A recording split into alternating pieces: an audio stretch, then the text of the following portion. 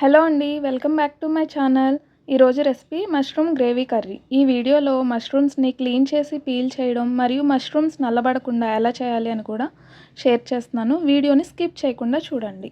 ఈ కర్రీ కోసం ఒక పెద్ద సైజ్ ఉల్లిపాయ, 2 పచ్చిమిర్చి, 3 టమాటాలను తీసుకొని ఆనియన్ని ఎంత చిన్నగా కుదిరితే అంత చిన్నగా కట్ చేసి పక్కన పెట్టుకోవాలి. నెక్స్ట్ 200 గ్రాముల మష్రూమ్స్ని తీసుకొని 2 సార్లు శుభ్రంగా కడిగి వీడియోలో చూపించినట్లుగా పైన పొరను తీయాలి. పొరతో పాటు తినకూడదని విన్నాను, రీజన్ అయితే నాకు కూడా తెలీదు. ఒక బౌల్లో వాటర్ తీసుకొని వాటర్లో కొంచెం కల్లుప్పు వేసుకొని తొక్కు తీసిన మష్రూమ్ని కావాల్సిన సైజులో కట్ చేసి ఉప్పు వేసిన వాటర్లో వేయాలి. ఇలా సాల్ట్ వేసిన వాటర్లో వేయడం వలన మష్రూమ్ ఎంతసేపు అయినా నల్లబడవు. లేకపోతే కట్ చేసిన కొంచెం సేపటికే మష్రూమ్స్ కలర్ చేంజ్ అవుతాయి. కర్రీలో కూడా పీసెస్ బాగా నల్లగా కనిపిస్తాయి. సాల్ట్ వాటర్ కదా, మష్రూమ్స్కి ఉప్పు పట్టిద్దేమో అనిపిస్తే కర్రీలో సాల్ట్ వేసేటప్పుడు చూసి వేసుకోవచ్చు. నెక్స్ట్ స్టవ్ ఆన్ చేసి కడాయి పెట్టి హీట్ అయ్యాక 2-3 గరిటెల నూనె వేసుకోవాలి. నూనె వేడయ్యాక బిర్యానీ ఆకు, 1 ఇంచ్ దాల్చిన చెక్క, 3 లవంగాలు, 1 ఇలాచి, కొంచెం జీలకర్ర వేసి వేగనివ్వాలి. మసాలాలు వేగాక సన్నగా కట్ చేసిన ఆనియన్స్ని వేసి బాగా కలిపి సాఫ్ట్గా అయ్యే వరకు ఉంచాలి. ఈలోగా గ్రేవీకి కావాల్సినవి మిక్సీ వేసుకుందాం. గ్రేవీ కోసం ఒక 5-6 పచ్చి కొబ్బరి ముక్కలు, 6 నానబెట్టి తొక్కు తీసిన బాదం, ఒక 10 నానబెట్టిన జీడిపప్పులు వేసి మెత్తగా మిక్సీ వేసుకోవాలి. మిక్సీ వేసిన దాన్ని ఒక బౌల్లోకి తీసుకోవాలి. నెక్స్ట్ కట్ చేసిన టమాటాను కూడా అదే జార్లో వేసి టమాటాని మెత్తగా టమాటా ప్యూరీలా మిక్సీ వేసుకోవాలి. ఇప్పుడు ఆనియన్స్ సాఫ్ట్గా మగ్గినవి, 1/2 స్పూన్ అల్లం వెల్లుల్లి పేస్ట్ వేసి పచ్చివాసన పోయే వరకు వేగనివ్వాలి. నెక్స్ట్ మిక్సీ వేసిన టమాటా ప్యూరీని వేసి బాగా కలిపి ఒక 5 మినిట్స్ ఉడకనివ్వాలి.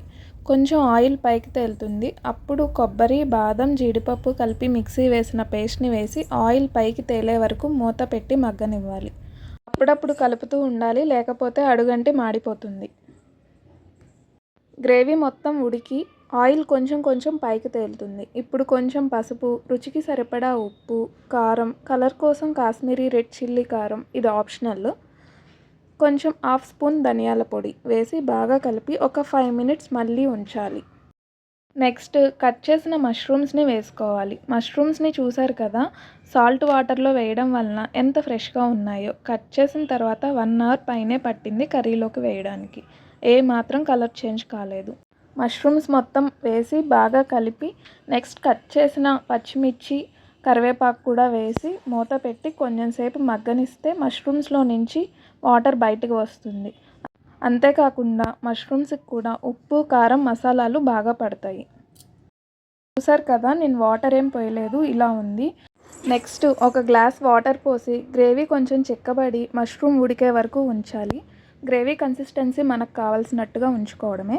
ఫైనల్గా కట్ చేసిన కొత్తిమీర, కొంచెం గరం మసాలా వేసి ఒకసారి కలిపి ఒక 2 మినిట్స్ ఉంచి స్టవ్ ఆఫ్ చేసి ఒక బౌల్లోకి తీసి సర్వ్ చేసుకోవడమే. ఈ మష్రూమ్ గ్రేవీ కర్రీ రైస్లోకి, చపాతీలోకి, బగారా రైస్లోకి దేనిలోకైనా చాలా బాగుంటుంది. టేస్ట్ అయితే చాలా చాలా బాగుంది. మష్రూమ్స్ హెల్త్కి చాలా మంచిది. ఇందులో విటమిన్ డి అధికంగా ఉంటుంది. ఇప్పుడు చాలామందికి విటమిన్ డి డెఫిషియన్సీ వస్తుంది కదా. రెసిపీ నచ్చితే ట్రై చేయండి.